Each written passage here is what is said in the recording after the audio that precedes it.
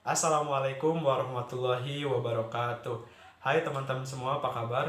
Perkenalkan, nama saya Mamat Dedi Slamet, biasa dipanggil Mamet.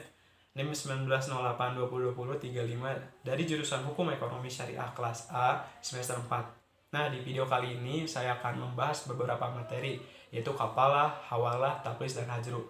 Video ini saya buat guna memenuhi tugas ujian akhir semester mata kuliah Fikih Muamalah 2 dengan dosen pengampu Bapak Zefik Zulfikar Hafiz, MH. Mungkin dari teman-teman banyak yang belum begitu paham tentang kafalah, hawalah, taplis, dan hajru. Maka dari itu, langsung saja mari kita bahas.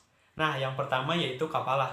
Kafalah ini merupakan jaminan yang diberikan oleh penanggung atau disebut kafil kepada pihak ketiga dalam rangka memenuhi kewajiban dari pihak kedua atau yang ditanggung, biasa disebut maf'ul anhu, terkait tuntutan yang berhubungan dengan jiwa, hutang, barang, atau pekerjaan. Apabila pihak yang ditanggung cedera janji atau bahasa gaulnya wan prestasi, di mana pemberi jaminan bertanggung jawab atas pembayaran kembali suatu hutang yang menjadi hak penerima jaminan, seperti itu. Nah, untuk dasar hukumnya sendiri pada surat Yusuf ayat 72 yang isinya, dan barang siapa yang dapat mengembalikannya piala raja, maka ia akan memperoleh bahan makanan seberat beban unta, dan aku yang menjamin terhadapnya. Nah, jadi udah jelas ya, ada dasarnya. Selanjutnya untuk kapal ini ada rukun dan syaratnya. Yang pertama itu rukun. Rukun kapal itu yang pertama harus adanya sighat kapalah atau ijab kabul. Yang kedua harus ada maqbul bih atau objek tanggungan. Yang ketiga harus adanya kapil atau yang tadi saya sebut penjamin. Yang keempat yaitu harus ada makful anhu atau tertanggung, dan makful lahu atau penerima hak tanggungan. Jadi makful anhu itu tertanggung, sedangkan makful lahu itu penerima hak tanggungan. Sedangkan untuk syaratnya sendiri itu ada beberapa. Yang pertama harus adanya tindak hukum syariah yang disepakati bersama. Yang kedua harus sama-sama ridho dan adanya pilihan. Yang ketiga harus jelas dan gamblang. Nah, kapal ini juga memiliki beberapa jenis, seperti kafalah bin nafs, kafalah bil mal, kafalah bil salim, kafalah al munazzajah, kafalah al mulaqoh, seperti itu. Oke, jadi selanjutnya itu temannya kafalah, yaitu hawalah. Walaupun cuma kayak sama gitu, tapi maknanya itu beda. Jadi hawalah itu merupakan akad pemindahan utang piutang suatu pihak kepada pihak yang lain dalam lembaga keuangan. Hawalah diterapkan pada fasilitas tambahan kepada nasabah pembiayaan yang ingin menjual produknya kepada pembeli dengan jaminan pembayaran dari pembeli tersebut dalam bentuk giro mundur. Ini lazim disebut post dated check, namun disesuaikan dengan prinsip-prinsip syariah, seperti itu.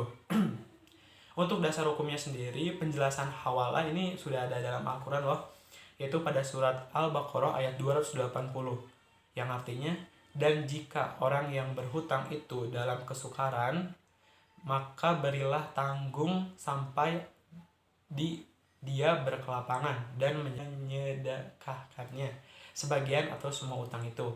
Lebih baik bagimu jika kamu mengetahui. Nah, jadi untuk dasarnya itu seperti itu. Selanjutnya itu rukun hawalah.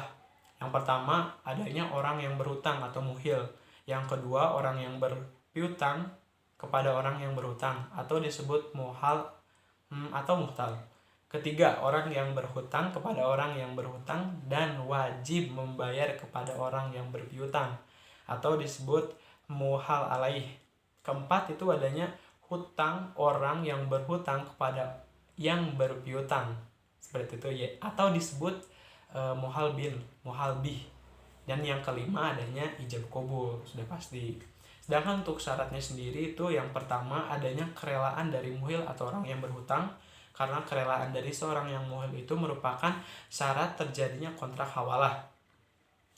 Yang selanjutnya itu adanya persetujuan dari pemberi hutang atau muhtal yang haknya dialihkan kepada orang lain. Keberadaan hutang tetap di dalam jaminan atau dijamin pelunasannya adanya kesepakatan antara orang yang menanggung hutang atau muhal alaih dengan orang yang mengalihkan hutang atau muhil. Nah, hawalah juga terdapat beberapa jenis loh, yaitu hawalah mutalakoh, yang mana terjadi jika orang yang berhutang mengalihkan kewajiban bayar hutangnya kepada pihak ketiga tanpa didasari adanya hutang dari pihak ketiga dengan orang yang memberi hutang.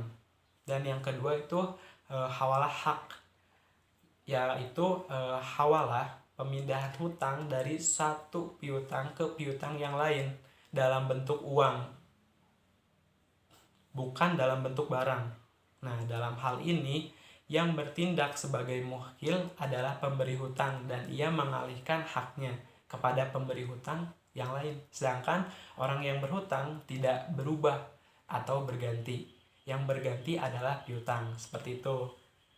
Materi selanjutnya yaitu al-hajru dan taplis. Nah, hajru ini merupakan larangan bagi seseorang untuk mengelola hartanya sendiri karena mungkin masih kecil, gila, akalnya kurang sempurna, boros atau bangkrut. Dan kemudian taplis. Taplis itu merupakan hutang seseorang yang menghabiskan seluruh hartanya sehingga tidak ada yang tersisa sedikit pun baginya karena digunakan untuk membayar hutang-hutangnya. Seperti itu. Untuk dasar hukumnya sendiri, al-hajru disyariatkan berdasarkan firman Allah Subhanahu wa taala, yaitu dan janganlah kalian serahkan kepada orang-orang yang belum sempurna akalnya harta mereka yang ada dalam kekuasaan kalian dan yang dijadikan Allah sebagai pokok kehidupan. Berilah mereka belanja atau pakaian dari hasil harta itu dan ucapkan kepada mereka kata-kata yang baik. Surat An-Nisa ayat 5. Dan untuk taplis sendiri, dasar hukumnya itu disyariatkan kepada sebuah riwayat yang menyatakan bahwa Rasulullah SAW menetapkan Muaz bin Jabal sebagai seseorang yang terlilit hutang dan tidak mampu melunasinya, atau bahasa kitanya itu pailit. Kemudian Rasulullah SAW melunasi hutang Muaz bin Jabal dengan sisa hartanya, tetapi yang berpiutang tidak menerima seluruh pinjamannya, maka dia pun melakukan protes pada Rasulullah. Nah, protes tersebut dijawab oleh Rasulullah dan mengatakan tidak ada yang dapat diberikan kepadamu selain itu. Itu adalah hadis riwayat Daruqutni dan Al-Hakim.